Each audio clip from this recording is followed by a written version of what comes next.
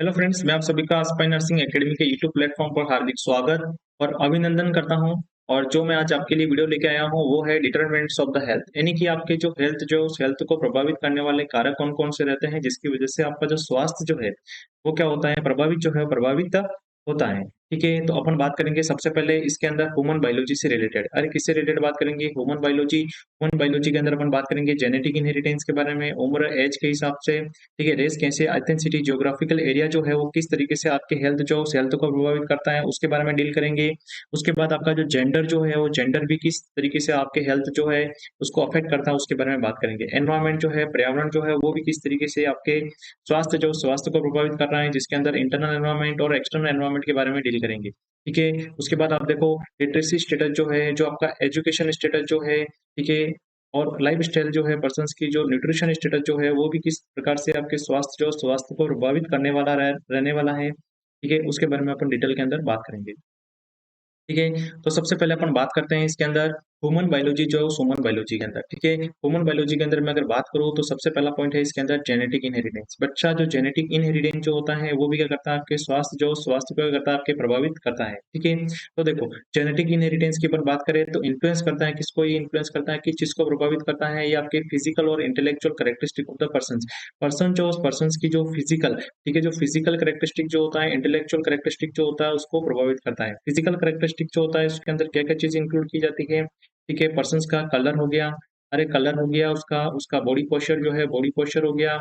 ठीक है, क्या हो जाएगा इसके अंदर, पर्सन जो उस पर्सन का कलर हो जाएगा, बॉडी पोस्चर हो जाएगा, उसकी क्या हो जाएगी, हाइट जो है हाइट हो जाएगी। ठीक है, नॉर्मली देखा जाता है जैसे माता पिता का कलर होता है वैसा का वैसा बच्चे का कलर होता है, हाइट भी वैसी वैसी होती है, बॉडी पोस्चर भी वैसे के वैसे बच्चे होते हैं उनके। ठीक है, तो ये क्या है, सारे के सारे जेनेटिक इनहेरिटेंस के अंदर आएंगे। फिजिकल कैरेक्टरिस्टिक लगभग लगभग सेम होता है। ठीक है, और बहुत सारी डिजीज जो होती है वो जेनेटिक इनहेरिटेंस होती है। ठीक है, बहुत सारी डिजीज जो होती है वो क्या होती है, मैनी डिजीज, बहुत सारी डिजीज जो होती है वो क्या होती है, जेनेटिक इनहेरिटेंस जो है जेनेटिक इनहेरिटेंस के अंदर आती है। जैसे कि आप देख लो, मेंटल रिटार्डेशन हो गया आपका, डायबिटीज मेलिटस हो गया, एरर ऑफ मेटाबॉलिज्म हो गया। अरे बेटा कौन सा हो गया, एरर ऑफ मेटाबॉलिज्म जो है, एरर ऑफ मेटाबॉलिज्म, मेटाबॉलिज्म के अंदर एरर होना। ठीक है, बहुत सारी जो क्रोमोसोमल डिजीज होती है, क्रोमोसोमल डिजीज होती है, ठीक है, वो भी क्या होती है, जेनेटिक इनहेरिटेंस होती है। ठीक है, क्रोमोसोमल अब्नॉर्मलिटी बोल दो, डिजीज बोल दो। ठीक है, वो भी क्या होती है, आपकी जेनेटिक जो है जेनेटिक इनहेरिटेंस के अंदर आएगी। ठीक है, बात समझ में आएगी। ह्यूमन बायोलॉजी के अंदर जो फर्स्ट पॉइंट है वो आपका जेनेटिक इनहेरिटेंस क्लियर हो गया। देन उसके बाद अपन आगे बात करें तो उम्र, उम्र के हिसाब से भी बेटा बहुत फर्क पड़ता है। ठीक है, एज जो होती है, ठीक है, एक जो छोटा बच्चा जो होता है, चाइल्ड जो होता है, इन्फेंट जो होता है, इन्फेंट और ठीक है, जो इन्फेंट जो होता है वो more prone to disease any होता है, more prone to disease any क्या होता है, उसके अंदर जो डिजीज जो है वो डिजीज जो होती है उसके डिजीज रेट जो होती है ज्यादा होती है, उसके अंदर डिजीज डिजीज होने के चांसेस जो होते हैं वो क्या होते हैं, ज्यादा रहते हैं। अरे डिजीज होने के क्या रहते हैं, चांसेस जो है ज्यादा रहते हैं, क्योंकि उसका इम्यूनिटी पावर क्या होता है, डाउन होता है, क्योंकि उसका पर्सन जो है उस पर्सन का इम्यूनिटी पावर जो होता है वो क्या होता है, उस पर्सन का कम होता है। उसकी वजह से एक किसकी तुलना में, एक एडल्ट जो होता है उस एडल्ट की तुलना में, अरे बच्चा किसकी तुलना में, एक एडल्ट की तुलना में, क्योंकि इसका इम्यूनिटी पावर क्या होता है, वेल होता है, क्योंकि इस पर्सन का इम्यूनिटी पावर क्या होता है, वेल होता है। उसकी वजह से इसको इन्फेक्शन कॉमनली नहीं होता है, जबकि एक इन्फेंट जो होता है, चिल्ड्रन जो होता है उसको क्या होता है, नॉर्मली इन्फेक्शन हो जाता है, क्योंकि इसका इम्यूनिटी पावर क्या होता है बेटा, कम होता है। ठीक है, उसकी वजह से इसको आसानी तरीके से क्या हो जाती है, बीमारी जो है बीमारी हो जाती है। ठीक है, एज से रिलेटेड भी सारे फैक्टर आपको समझ में आ गए। ठीक है, आपकी हेल्थ जो है, हेल्थ किस तरीके से एज के ऊपर भी टिकी हुई है उसके बारे में। ठीक है, उसके बाद अपन बात करते हैं रेस, एथेंसिटी, जियोग्राफिकल एरिया। जो आपकी रेस जो होती है, एथेंसिटी जो होती है, जो आपका जियोग्राफिकल एरिया जो होता है बच्चों, वो जियोग्राफिकल एरिया भी क्या रहने वाला है आपके, अफेक्ट जो है अफेक्ट रखती है, हेल्थ जो होती है उस हेल्थ जो होती है वहाँ पे अफेक्ट होती है, उससे भी आपकी हेल्थ जो होती है वो अफेक्ट जो है अफेक्ट होती है।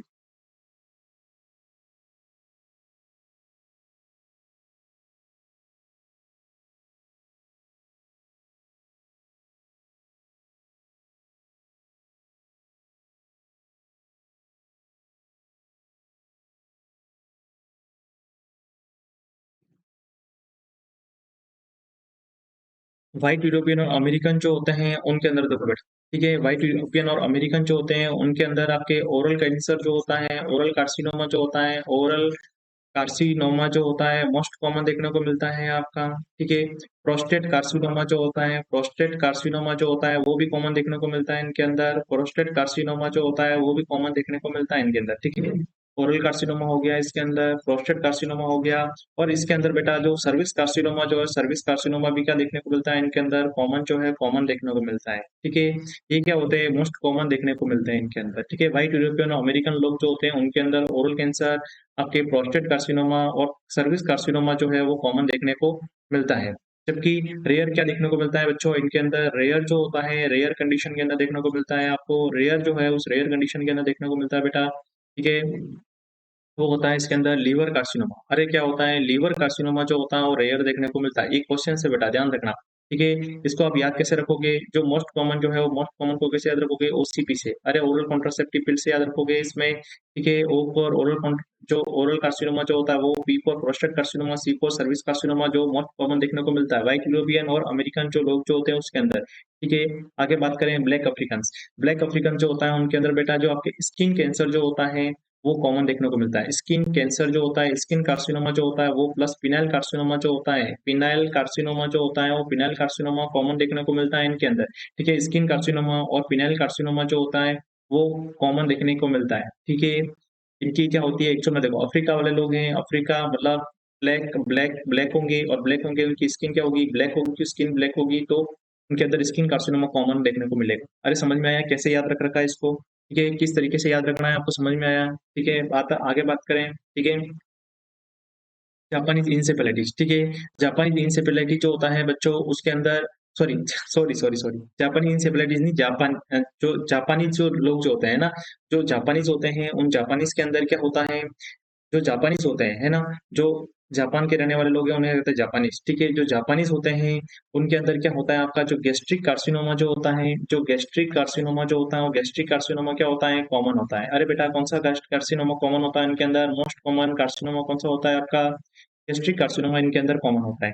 ठीक है, उसके बाद आगे बात करें, चाइनीज लोग। ठीक है, चाइनीज लोग जो होते हैं उसके अंदर आपके नेजोफेरिंजियल कार्सिनोमा जो होता है, नेजोफेरिंजियल कार्सिनोमा जो होता है वो इनके अंदर कॉमन रहता है। ठीक है, कौन सा कार्सिनोमा कॉमन रहता है, नेजोफेरिंजियल कार्सिनोमा जो होता है चाइनीज लोगों के अंदर कॉमन रहता है। ठीक है, उसके बाद बात करें इंडियंस के अंदर, इंडियंस के अंदर लगभग लगभग सारे कैंसर कॉमन रहते हैं। पहले आप ब्रेस्ट कैंसर की बात कर दो, अरे भैया आप ब्रेस्ट कैंसर की बात कर दो, सर्विस कैंसर की बात कर दो, लीवर कार्सिनोमा की बात कर दो, कोई भी कैंसर हो, लगभग लगभग सारे कॉमन रहते हैं। ठीक है, सभी प्रकार के कैंसर जो है वो होते हैं। ठीक है, पहले आप लंग्स कैंसर की बात कर दो। ठीक है, सारे कैंसर जो है वो कॉमन रहते हैं। ठीक है, बात क्लियर हुई। उसके बाद देखो आप जेंडर, अगर मैं बात करूँ जेंडर के अनुसार, तो मेल जो होता है उस मेल के अंदर आपके ओरल कार्सिनोमा जो है वो, ओरल कार्सिनोमा कॉमन होता है। ठीक है, मेल के अंदर ओरल कार्सिनोमा मोस्ट कॉमन होता है। ठीक है, जबकि फीमेल जो है उस फीमेल के अंदर ब्रेस्ट कार्सिनोमा जो है, ब्रेस्ट कार्सिनोमा हो गया, इसके अंदर सर्विस कार्सिनोमा जो है वो मोस्ट कॉमन रहता है। ठीक है, ये दो कार्सिनोमा जो है मोस्ट कॉमन रहते हैं। ठीक है, जो मेल जो, सॉरी जो फीमेल जो है उस फीमेल के अंदर ब्रेस्ट कार्सिनोमा और सर्विस कार्सिनोमा जो होता है मोस्ट कॉमन रहता है। ठीक है, समझ में आई बात। जेंडर के हिसाब भी क्या हो रहा है, डिफरेंट जो डिफरेंट आ रहा है।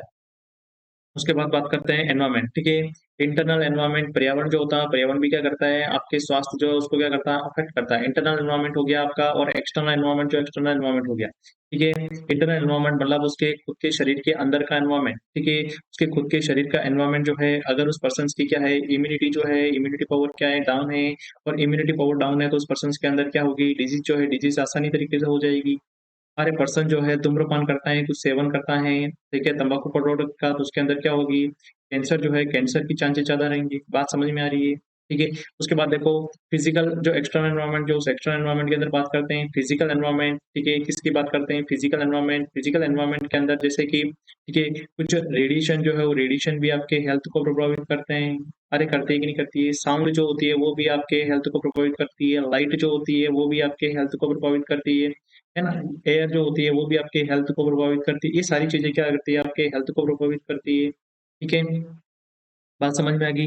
बायोलॉजिकल जो एनवायरनमेंट जो होता है उसके अंदर कोई एनिमल हो गया, अरे कोई एनिमल हो गया, कोई प्लांट हो गया, ठीक है, कोई माइक्रो ऑर्गेनिज्म हो गया, वो भी आपके क्या करता है, आपके हेल्थ जो होता है हेल्थ को क्या करता है, प्रभावित करता है। ठीक है, उसके बाद देखो सोशल एनवायरनमेंट, सोशल एनवायरनमेंट के अंदर सोसाइटी के रूल्स एंड रेगुलेशन जो होते हैं, सोशियो कल्चरल इवेंट जो होते हैं, अरे क्या होते हैं, सोशियो कल्चरल इवेंट जो होते हैं बच्चों, वो भी क्या करते हैं, आपके हेल्थ जो होता है उस हेल्थ को प्रभावित करते हैं। सोसाइटी के रूल्स एंड रेगुलेशन को आप फॉलो नहीं करो, सोसाइटी से आपको बाहर कर लिया, ठीक है, तो क्या होगा, अफेक्ट होगा कि नहीं होगा, आपकी हेल्थ जो है अफेक्ट होगी, बात क्लियर हुई। ठीक है, एनवायरनमेंट जो है इंटरनल एनवायरनमेंट, एक्सटर्नल एनवायरनमेंट समझ में आ गया। ठीक है, एक्सटर्नल एनवायरनमेंट के अंदर फिजिकल एनवायरनमेंट, बायोलॉजिकल एनवायरनमेंट और सोशल एनवायरनमेंट, क्लियर बात हुई यहाँ तक। आगे बात करें, देखो life style, literacy status, education, ठीक है, और न्यूट्रिशन, ये तीनों जो है आपस में जुड़े हुए। ठीक है, यानी क्या होता है, लाइफ स्टाइल का मतलब होता है वे ऑफ पर्सन लिविंग। ठीक है, वे ऑफ लिविंग, ठीक है, वे ऑफ लिविंग। ठीक है, वे ऑफ लिविंग यानी पर्सन का रहने का तरीका क्या है, इसका पर्सन जो है उस पर्सन का वे ऑफ लिविंग। ठीक है, पर्सन जो है उस पर्सन के रहने का तरीका क्या कहलाता है, वे ऑफ लिविंग कहलाता है। ठीक है, अगर इसकी लाइफ स्टाइल जो है गुड होगी, अरे लाइफ स्टाइल गुड होगी, ठीक है, तो ये क्या होगा, पर्सन जो है वो हेल्थी होगा।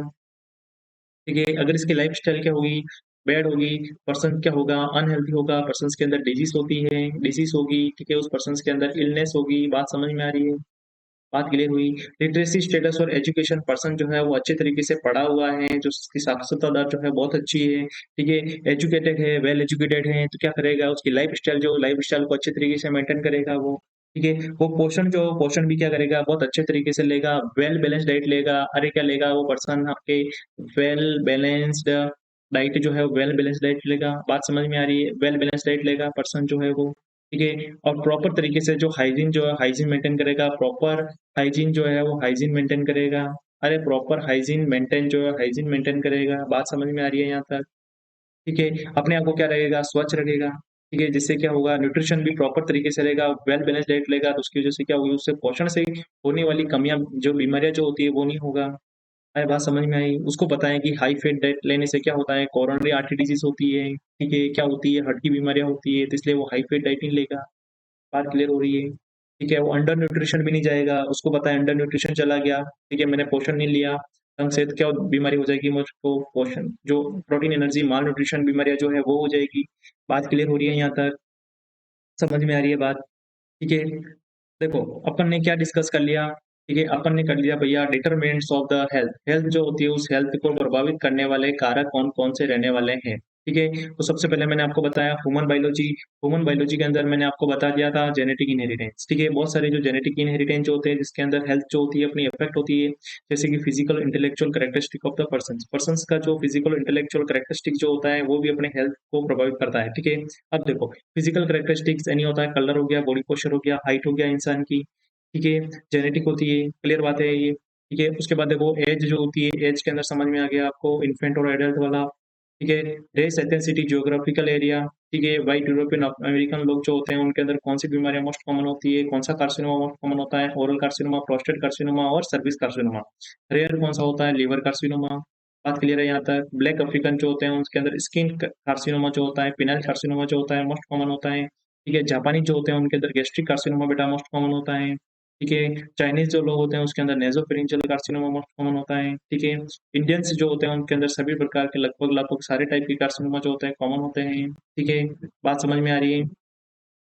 उसके बाद देखो जेंडर के अंदर ओरल कार्सिनोमा जो होता है मेल के अंदर मोस्ट कॉमन होता है, जबकि फीमेल के अंदर ब्रेस्ट कार्सिनोमा और सर्विस कार्सिनोमा क्या होता है, मोस्ट कॉमन होता है। ठीक है, उसके बाद देखो एनवायरमेंट के अंदर बात की, इंटरनल एनवायरमेंट और एक्सटर्नल एनवायरमेंट। एक्सटर्नल एनवायरमेंट क्या चीज पढ़ी है अपन ने, फिजिकल एनवायरमेंट, बायोलॉजिकल एनवायरमेंट और सोशल एनवायरमेंट। ठीक है, उसके बाद अपन ने बात की लाइफ स्टाइल, लिटरेसी स्टेटस, साक्षरता स्तर क्या है, एजुकेशन जो है उस पर्सन का क्या है, उसके ऊपर क्या करेगी, उसकी जो स्वास्थ्य जो है टिकी हुई है। ठीक है, वो स्वास्थ्य जो है अफेक्टेड होगी। ठीक है, पढ़ा लिखा पर्सन नहीं है, उसको पता नहीं है कैसे डाइट लेनी है नहीं लेनी है। ठीक है, उसको पता ही नहीं चलेगा। ठीक है, पोषण स्तर अपने आप को मेंटेन नहीं कर पाएगा। ठीक है, वेल बैलेंस डाइट नहीं ले पाएगा, तो उसके अंदर क्या होगी, बीमारियां जो है बीमारियां होगी। ठीक है फ्रेंड्स, और मैं आपको अगली क्लास में पढ़ाऊंगा disease theory, concept of causation of disease. ये क्या पढ़ाऊंगा, disease theory, concept of causation of disease theory जो है उसके बारे में अपन डील करेंगे।